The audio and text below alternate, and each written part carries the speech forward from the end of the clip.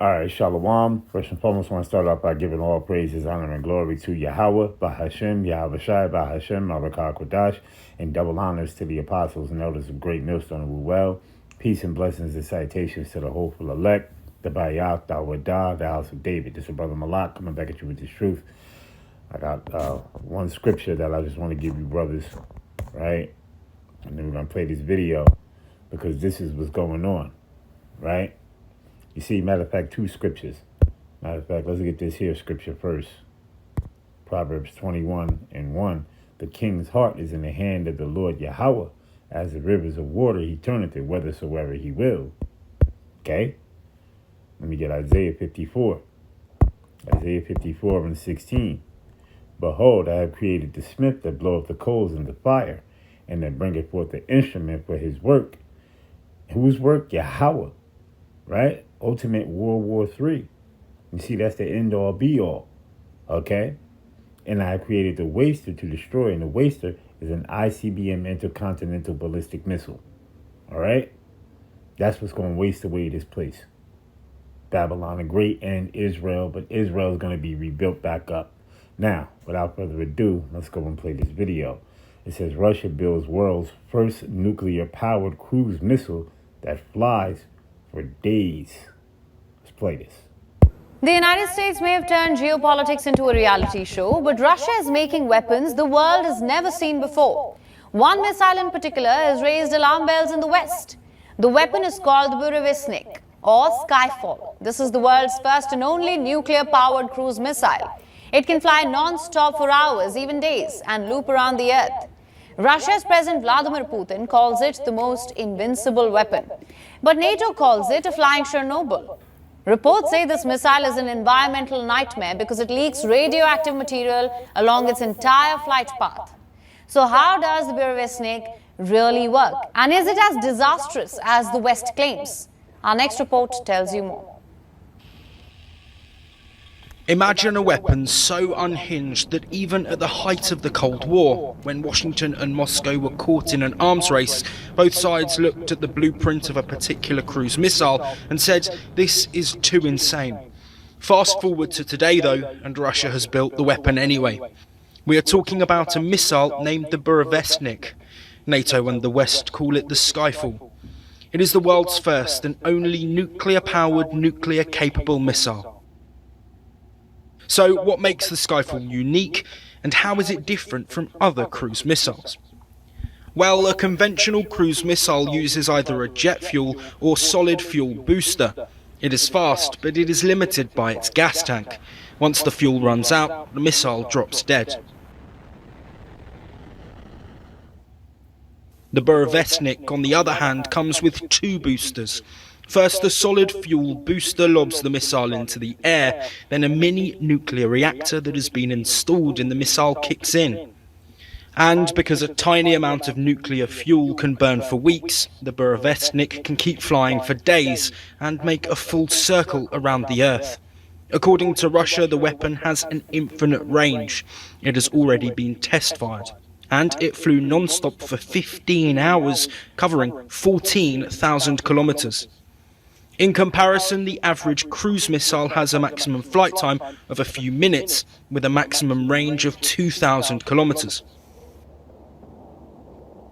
Clearly, the Skyfall beats the conventional cruise weapons by a long shot. Russian President Vladimir Putin first announced the weapon in 2018. By 2025, Russian scientists had delivered the finished product. Since then, Moscow has carried out several secret tests of the missile. Putin has even awarded Russia... This is what the Lord is putting in the minds of these kings, in the minds of these smiths, to create these military weapons, to create these ICBM intercontinental hypersonic missiles, all types of missiles, ICBM intercontinental ballistic missiles, everything. This is all the Lord's work. This is all Yahweh Bashem Yahweh Shai's work, nah? You know? Scientists for developing a mini nuclear reactor that can be fit into the Burevestnik. The result you have achieved is, without exaggeration, of historic significance for our nation, ensuring security and strategic parity for decades to come, one could confidently say for the entire 21st century. In terms of range, Burevestnik has surpassed all known missile systems in the world. It has high target accuracy, which it achieves clearly and confidently at the pre-calculated time. And here's why the missile is a game changer. With an infinite range, this missile can completely shatter the entire architecture of Western air defense systems. Currently, the West relies on Patriot and THAAD systems for defending against missiles. However, these are optimized for intercepting ballistic missiles which have a fixed trajectory. The Burevestnik doesn't fly into space. Instead, it flies for days. It can be launched from Russia and made to fly over the Arctic or the Pacific. It can be made to wrap around Africa and South America before it is ordered to strike. The missile can just loiter for as many days as the operator wants before it zooms into its target. There is no air defense system in the world that can keep tracking an incoming missile for that long, especially a weapon like the Burevestnik that can come close to its target, then speed away, only to come back again after a few days. However, the US may have figured out a way to track this missile. Researchers at the Massachusetts Institute of Technology have been tracking Russia's missile program. The published research shows that the missile leaves behind a trail of radioactive dust along its flight path. According to the study, the extreme heat generated by the mini-reactor corrodes the body of the missile. So, the longer it stays airborne, the more it spreads radioactive debris into the wind. While the weapon remains the first of its kind in missile technology, it threatens the lives of innocents if the missile flies over them. The leaking radioactive material is also an ecological disaster, as it threatens water systems and environmentally sensitive zones. Which brings us to the question, why is Russia operating a weapon that can be so dangerous? Well, Putin has defined two primary reasons for developing the Burevestnik. First is geopolitical necessity. Russia can't match the enormous military budgets of the US and its NATO allies. So, they have invested heavily in asymmetric weapons like missiles and drones. And second is risk tolerance. According to Moscow, if a Burevestnik missile does end up leaking radioactive debris, it is in extremely tiny amounts that won't have any lasting impact. And most importantly, the Burevestnik, also dubbed Putin's pet project, is more than just a weapon. It is a political statement by the Kremlin.